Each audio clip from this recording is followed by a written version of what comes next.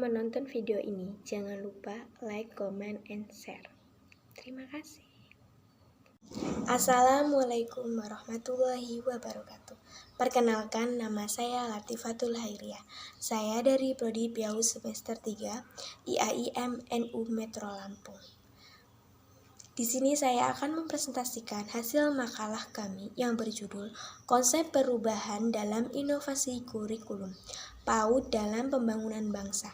Makalah ini disusun guna memenuhi tugas mata kuliah Pengembangan dan Inovasi Kurikulum. Dosen pengampu Dr. Siti Rodatul Jannah MA. Inovasi sebagai salah satu bentuk perubahan yang berkembang di masyarakat. Inovasi terkait dengan pengambilan keputusan yang diambil, baik menerima bahkan menolak hasil dari inovasi. Inovasi diartikan sebagai penemuan dimaknai sebagai sesuatu yang baru bagi seseorang atau sekelompok orang, baik berupa discovery maupun invensi untuk mencapai tujuan atau untuk memecahkan masalah tertentu. Dalam inovasi tercakup discovery dan invensi. A. Pengertian inovasi kurikulum. Inovasi kurikulum adalah suatu gagasan atau praktek kurikulum baru dengan mengadopsi bagian-bagian yang potensial dari kurikulum tersebut dengan tujuan untuk memecahkan masalah atau mencapai tujuan tertentu. Inovasi sendiri terkait dengan pengambilan keputusan yang diambil baik menerima bahkan menolak hasil dari inovasi. Ibrahim 1988 71-73 menyebutkan bahwa tipe keputusan inovasi pendidikan termasuk di dalamnya inovasi kurikulum dapat dibedakan menjadi 4. Yang pertama yaitu keputusan inovasi pendidikan opsional. Yang kedua, keputusan inovasi pendidikan kolektif. Yang ketiga, keputusan inovasi pendidikan otoritas. Dan yang keempat, keputusan inovasi pendidikan kontingen. Menurut Matthew B. Mills 1973, ciri-ciri inovasi dalam pendidikan terdiri dari 4 hal utama, yaitu yang pertama, memiliki khasan atau kekhusus. Artinya, suatu inovasi akan memiliki ciri yang khas dalam ide, program, tatanan, sistem, termasuk kemungkinan hasil yang diharapkan. Yang kedua, memiliki ciri atau unsur kebaruan. Dalam suatu inovasi harus memiliki karakteristik sebagai buah karya.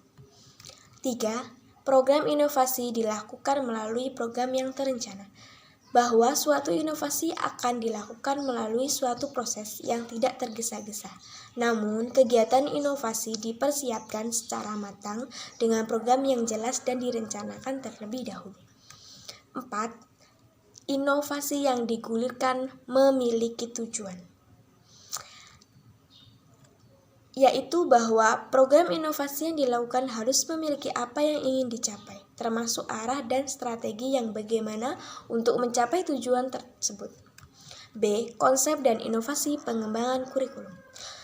Ada beberapa faktor yang dijadikan landasan dalam merencanakan kurikulum, yaitu yang pertama, asas filosofis, yang kedua, asas psikologis, yang ketiga, asas sosiologis, dan yang keempat, asas organisasi. Inovasi dalam pendekatan belajar mengajar dapat dilakukan antara lain. Pertama, pengalaman belajar yang merupakan aktivitas siswa dalam menangkap dan mengembangkan materi yang disampaikan guru. Yang kedua, cara belajar siswa aktif, yaitu perubahan posisi siswa dari objek belajar menjadi subjek yang belajar dengan melibatkan keaktifan mentalnya, menyukai materi, intelektualnya, cara berpikir, dan sosialnya. Dan yang ketiga, belajar proses, yaitu belajar tidak harus selalu dihafal, tetapi bagaimana proses penerimaan materi, terutama pada anak usia dini. C. PAUD dalam pembangunan bangsa. Tujuan pendidikan anak usia dini adalah menyiapkan manusia Indonesia seutuhnya dan manusia Indonesia seluruhnya. Dr. Anwar, MPD. Kondisi SDM Indonesia berdasarkan hasil survei yang dilakukan oleh PERC, Politik and Economic Risk Consultants pada bulan Maret 2002 menunjukkan kualitas pendidikan Indonesia berada di tingkat kedua terbawah di kawasan ASEAN yang setingkat di bawah Vietnam. Rendahnya kualitas hasil pendidikan ini terdampak pada rendahnya kualitas sumber daya manusia Indonesia.